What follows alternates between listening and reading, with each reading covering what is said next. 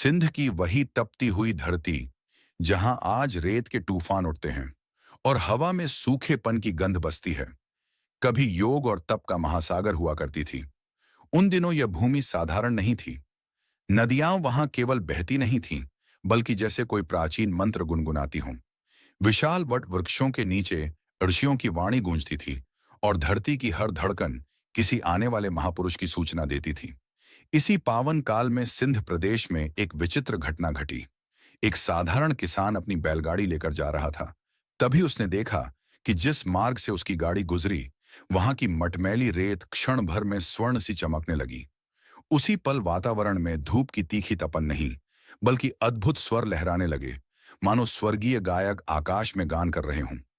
आरंभ में लोगों ने इसे भ्रम समझा, परंतु जब लगातार 3 दिनों तक उस स्थान पर पशु जाने से कतराने लगे, पक्षियों ने वहां उतरना छोड़ दिया और हर रात आकाश से एक तेजस्वी प्रकाश उस भूमि पर उतरता दिखाई देने लगा, तब गांव वालों का मन बदल गया।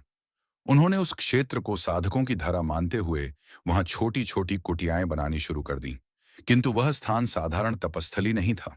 वह वही बिंदु था जहां युगों पहले एक महान चेतना ने भविष्य में अवतरण का संकल्प लिया था। वही चेतना जो महादेव की दिव्य ऊर्जा से अनुप्राणित होकर योग की अतल गहराइयों में लीन हुई और जिसे कालांतर में गोरखनाथ के नाम से जाना गया। धीरे धीरे उस भूमि पर अघोरी, योगी और तांत्रिक एकत्र होने लगे। कोई उसे सिद्धों की भूमि कहता, कोई ब्रह्मलोक की छाया, लेकिन उस स्थान का कोई निश्चित नाम नहीं था।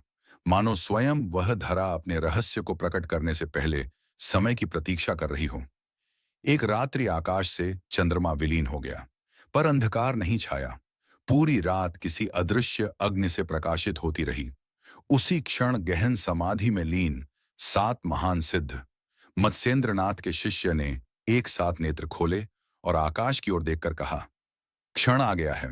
वह आत्मा अब धरती पर आएगी जो नाथ परंपरा को अमर बनाएगी और काल से परे योग की लौ जलाएगी। अगले ही प्रातः एक ब्राह्मण स्त्री के स्वप्न में दिव्य शक्ति प्रकट हुई। देवी ने कहा, मेरे अंश से वह जन्म लेगा जो केवल योग का झांता नहीं होगा, बल्कि भूले हुए, तिरस्कृत और पतन की ओर बढ़ चुके मानवों को भी मुक्ति का मार्ग दिखाएगा। वह न किसी गुरुकुल की सीमाओं में बंधेगा, न किसी मठ की दीवारों में। उसके साधना स्थल होंगे वन, श्मशान और निर्जन गुफाएं। एक चंद्रमास पश्चात उसी पवित्र भूमि पर एक बालक ने जन्म लिया। उसने जन्म लेते ही रोना नहीं किया। उसकी पहली श्वास के साथ ही आसपास ध्यानरत साधुओं की समाधि डगमगा गई। ऐसा प्रतीत हुआ मानो स्वयं रुद्र ने मानव रूप धारण किया हो। ज्योतिषियों ने उसके भाग्य को पढ़ने का प्रयास किया, पर कोई भी उसे साधारण शिशु कहने का साहस नहीं कर सका। उसकी आंखों में बाल सुलभ निश्चलता, योगी की गहन शांति और भविष्य के क्रांतिकारी की प्रचंड अग्नि एक साथ विद्यमान थी।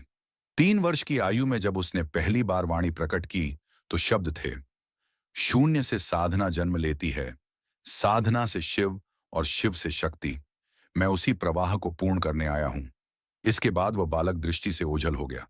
लोक कथाओं में कहा जाता है कि वह अपनी इच्छा से एक अज्ञात गुफा में प्रविष्ट हुआ और वहां 7 वर्षों तक मौन साधना में लीन रहा। न कोई स्वर, न कोई गति, केवल धरती के गर्भ से उठता एक सूक्ष्म कंपन, मानो कोई दिव्य शक्ति आने वाले युग की आधारशिला रख रही हो। 7 पूर्ण चक्रों तक धरती की गहराइयों में लीन रहने के पश्चात जब वह बाल स्वरूप बाहर प्रकट हुआ, तो उसकी दृष्टि में बाल सुलभ कोमलता नहीं थी। उन नेत्रों में सन्नाटा नहीं, एक प्रचंड अग्नि धधक रही थी। ऐसा प्रतीत होता था मानो उसने मौन ब्रह्मांड को चुनौती देने का प्रण ले लिया हो। अब वह केवल गोरख नाम का बालक नहीं रहा था, वह नाथत्व को धारण कर चुका था। वह बन चुका था गोरखनाथ। पर उसका पथ न तो गुरुकुलों की सीमाओं में बंधा था, न ही राज दरबारों की चकाचौंध में। उसके चरणों ने पहली बार जिस भूमि को स्पर्श किया, वह थी श्मशान की भस्म। वहीं से उसके तप का वास्तविक आरंभ हुआ। वह अमावस्या की एक घोर अंधकारमय रात्रि थी। चारों दिशाओं में वही शक्तियां विचर रही थीं जिनसे साधारण मनुष्य कांप उठता है, प्रेत, पिशाच और अदृश्य भय। पर उसी भय के केंद्र में गोरखनाथ स्थिर आसन में बैठ गए। न उनके चेहरे पर आतंक था, न शरीर में कंपकंपी। उन्होंने आंखें मूंदी और उनका ध्यान इतना गहन हो गया कि मंत्र शब्दों के रूप में नहीं, श्वास प्रश्वास के साथ गूंजने लगे। वह नाद अग्नि के समान तीव्र था, श्मशान की हवा थमने लगी, विकराल ध्वनियां मौन में बदल गईं और जली हुई चिताओं की आग शीतल होने लगी। पर उसी क्षण वातावरण में तप की तीव्रता और बढ़ गई। योग परंपरा कहती है कि उसी रात्रि गोरखनाथ ने मृत्यु पर विजय पाई। मरण अब उनका शत्रु नहीं रहा, वह उनका अनुयायी बन गया। इसी कारण आज भी जहां जहां गोरखनाथ की साधना का प्रभाव माना जाता है, वहां असमय मृत्यु, भय और अदृश्य बाधाएं शांत हो जाती हैं।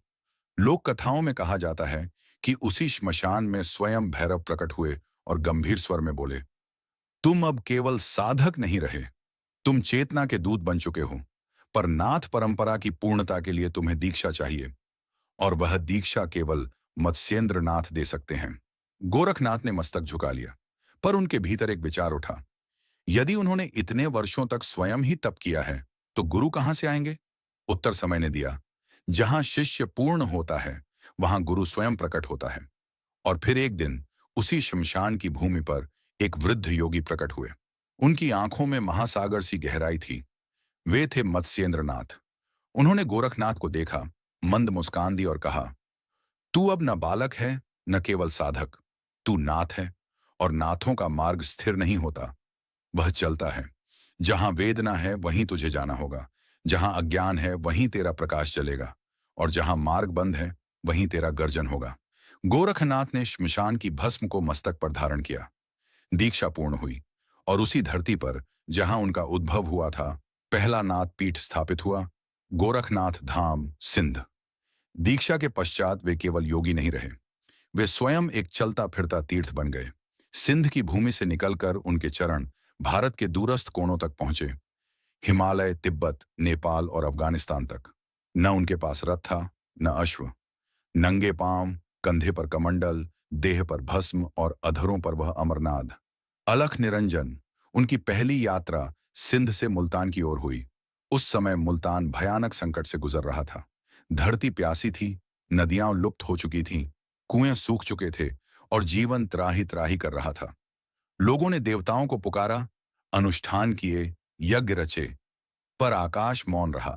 तभी नगर के बीचों बीच एक भस्मधारी योगी आकर बैठ गया। उन्होंने कोई घोषणा नहीं की, केवल इतना कहा, जैसे आत्मा देह त्यागती है, वैसे ही जल ने इस भूमि को छोड़ दिया है। जब तक लोभ यहां जीवित है, तब तक नदियां लौट नहीं सकती। जनता स्तब्ध रह गई। उन्होंने एक स्वर में पूछा, तो फिर इस पीड़ा का समाधान क्या है?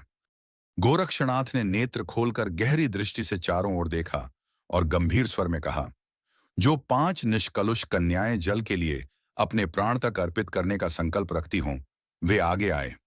उनकी वाणी सुनते ही 5 निर्धन युवतियां निर्भय होकर आगे बढ़ीं। उनके चेहरे पर भय नहीं, केवल समर्पण था। उन्होंने योगी के चरणों में स्वयं को अर्पित कर दिया।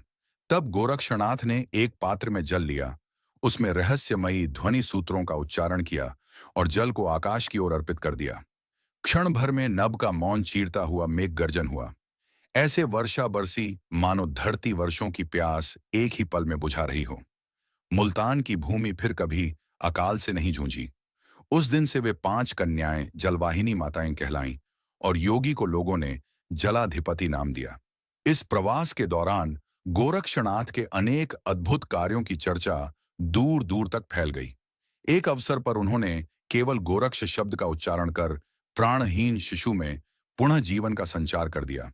जहां तांत्रिक विधियों से कुओं को निष्क्रिय कर दिया गया था, वहां उन्होंने केवल एकाग्र दृष्टि से जलधारा को पुनः प्रवाहित कर दिया। एक ब्राह्मण के आंगन में पड़ी निष्प्राण गाय को मात्र स्पर्श से दुग्ध प्रदान करने वाली बना दिया। उनकी करुणा और सिद्ध से प्रेरित होकर शिष्यों की संख्या बढ़ने लगी। एक प्राचीन यौगिक धारा फिर से चेतन हो उठी, नाथ संप्रदाय। किंतु हर महान साधक के पथ में परीक्षा आती है, कभी अहंकार के रूप में, कभी सत्ता के भय के रूप में। सिंध प्रदेश का शासक रणधीर भान गोरक्षनाथ की बढ़ती प्रतिष्ठा से विचलित हो उठा। उसने आदेश दिया, इस साधु को मेरे दरबार में प्रस्तुत किया जाए, ये केवल भ्रम फैला रहा है। जब गोरक्षनाथ राजसभा में प्रविष्ट हुए, तभी राज सिंहासन की आधारशिला चटक गई। दीवारों में कंपन दौड़ गया। योगी ने शांत स्वर में राजा की ओर देखा और कहा, जो शासक धर्म से भयभीत हो, वह सत्ता पर बैठने योग्य नहीं होता। अगले ही दिन रणधीर भान ने राजमुकुट त्याग दिया और वैराग्य का पथ अपना लिया। उसी स्थान को गोरक्षनाथ ने तपोभूमि बनाया और वहीं से अंतर्धान हो गए। आज वही स्थान पाकिस्तान की भूमि में स्थित गोरक्षनाथ धाम के नाम से जाना जाता है। मान्यता है कि वहां आज भी कभी कभी अदृश्य चरणों की ध्वनि सुनाई देती है, और जो साधक रात्रि के तीसरे प्रहर में सच्चे हृदय से गोरक्ष का स्मरण करता है, उसे स्वप्न में कोई ना कोई संकेत अवश्य प्राप्त होता है। जिस धरती पर गोरक्षनाथ ने जनकष्ट हर लिया, वहीं एक दिन उन्होंने गहन समाधि में प्रवेश कर एक विलक्षण ऊर्जा केंद्र की स्थापना की। यह कोई साधारण यंत्र नहीं था, बल्कि ऐसा शक्ति बिंदु जो भूत, वर्तमान और भविष्य तीनों कालों को प्रभावित करने में सक्षम था। मंदिर के गर्भगृह के नीचे स्थित एक गुप्त कक्ष में प्रवेश कर उन्होंने चार दिशाओं को प्रकाशित करता हुआ दीप प्रज्वलित किया। भूमि पर रुद्राक्ष से निर्मित 8 दलों वाला यंत्र अंकित किया गया। उसके केंद्र में उन्होंने श्वेत पारद से निर्मित शिव स्वरूप को स्थापित किया, जहां चेतना, काल और ऊर्जा एक साथ स्थिर हो गए। उन्होंने गंभीर स्वर में कहा, यह शक्ति केंद्र तब तक मौन रहेगा जब तक कोई निडर साधक सत्य को हृदय से पुकारेगा नहीं। जिस क्षण वह पुकार गूंजेगी, यह शिव चिन्ह प्रत्युत्तर देगा, और जो उस उत्तर को सुन लेगा, उसकी दृष्टिकाल की सीमाओं को पार कर जाएगी। यह सुनकर शिष्यों की पंक्ति से कानिफनाथ आगे बढ़े और बोले, गुरुदेव, क्या यह रहस्य केवल हम योगियों तक ही सीमित है? गोरखनाथ मंद मुस्कान के साथ बोले, नहीं, यह चक्र हर उस आत्मा के लिए है जो आसक्ति और भ्रम की दीवार तोड़ने का साहस रखती है। किंतु स्मरण रहे, यह शक्ति जितना वरदान देती है, उतनी ही कठोर परीक्षा भी लेती है। तभी उन्होंने भविष्य की ओर दृष्टि डालते हुए कहा, एक समय आएगा जब इस धरती पर धर्म फिर संकट में पड़ेगा। सिंध की धाराएं लाल हो जाएंगी और मानवता कराहेगी। उसी अंधकार में एक कन्या प्रकट होगी, जिसे शून्य छाया के नाम से जाना जाएगा। वह इस धाम में प्रवेश करेगी, शक्ति केंद्र के मध्य ध्यान लगाएगी, और जैसे ही वह गोरक्ष का आह्वान करेगी, स्वयं महादेव को धरती पर आना होगा। इतना कहकर गोरखनाथ ने उस शक्ति चक्र को मंत्रों द्वारा निष्क्रिय कर भूमि के गर्भ में स्थापित कर दिया। उन्होंने कहा, जब समय स्वयं अनुमति देगा, यह द्वार अपने आप खुलेगा। इसकी सुरक्षा किसी हथियार से नहीं, बल्कि नाद, नाम और निर्वाण से होगी। उस स्थान की रक्षा के लिए उन्होंने 12 गुप्त सिद्ध योगियों को सूक्ष्म अवस्था में स्थापित किया। वे न जन्म जानते थे, न मृत्यु। वे केवल ध्यान थे। उनका एकमात्र कर्तव्य था ऊर्जा की रक्षा। आज भी उस मंदिर में 4 अद्भुत संकेत देखे जाते हैं। पहला, दोपहर के समय मंदिर की कोई छाया नहीं बनती। दूसरा, गर्भगृह में स्थापित शिव चिन्ह रात्रि के तीसरे प्रहर हल्का कंपन करता है। तीसरा, मंदिर के केंद्र में बैठने पर मन के भीतर की ध्वनियां स्पष्ट सुनाई देती हैं। और चौथा, यदि कोई निष्कलंक साधक वहां ध्यान लगाए तो कुछ क्षणों के लिए उसका शरीर भारहीन हो जाता है। यह धाम आज पाकिस्तान की सीमा में स्थित है और उपेक्षा का शिकार है, किंतु कुछ अंतरिक्ष और भूवैज्ञानिक रिपोर्टों में वहां असामान्य विद्युत चुंबकीय गतिविधियों का उल्लेख मिलता है। स्थानीय जन इसे गोरक्ष क्षेत्र कहते हैं, एक ऐसा स्थान जहां समय ठहर सा जाता है। सन 1947 जब विभाजन की रेखा खींची गई, सिंध की आत्मा भी 2 भागों में टूट गई। जहां कभी योगी, संत और सूफी एक ही सुर में साधना करते थे, वहां भय और हिंसा ने स्थान ले लिया। गोरखनाथ का मंदिर, जो सदियों से ध्यान, सिद्धि और लोकमंगल का केंद्र था, सब कुछ देखता रहा, मौन होकर। बुजुर्गों के अनुसार विभाजन की घोषणा के दिन मंदिर की घंटियां अपने आप बजने लगीं। कोई हाथ नहीं था, फिर भी नाद थम नहीं रहा था। गर्भगृह से एक गंभीर स्वर उठा, काल उपस्थित है, किंतु धर्म नष्ट नहीं होगा। मंदिर की सेवा करने वाले साधुओं को अंधेरे में पलायन करना पड़ा। मुख्य पुजारी गणेश गिरी महाराज ने प्रस्थान से पहले अंतिम साधना की। उन्होंने प्रार्थना की, हे गोरक्ष, जब इस भूमि पर फिर कोई धर्म का दीप प्रज्वलित करेगा, तब यह धाम पुनः जाग उठे। उन्होंने शिव चिन्ह को पारद जल से स्नान कराया, शक्ति केंद्र को वस्त्र से ढका और मंत्रों द्वारा सील कर दिया। लेकिन मंदिर अकेला नहीं रहा। स्थानीय मुस्लिम सूफी फकीर, जो गोरखनाथ को बाबा गौर शाह कहते थे, उसकी रक्षा के लिए आगे आए।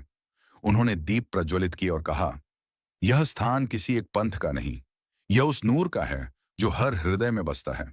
और कथा यहीं समाप्त नहीं होती। 1965 और 1971 के युद्धों के समय जब सिंध पर बम वर्षा हो रही थी, उस क्षेत्र में एक भी विस्फोट नहीं हुआ। एक सैन्य अधिकारी की रिपोर्ट में लिखा गया, उस इलाके में पहुंचते ही हमारे उपकरण निष्क्रिय हो जाते थे, मानो कोई अदृश्य शक्ति हमें आगे बढ़ने से रोक रही हो। और तभी शक्ति चक्र ने पहली बार मौन चेतावनी दी। साल 1984 की एक गहन अंधेरी रात थी। कहा जाता है कि उस समय एक सूफी साधक, जिनका नाम बाबा नजीरुद्दीन था, एक प्राचीन उपेक्षित मंदिर में ठहरे हुए थे। उसी रात उन्होंने मंदिर के गर्भगृह में एक असामान्य तेज का अनुभव किया।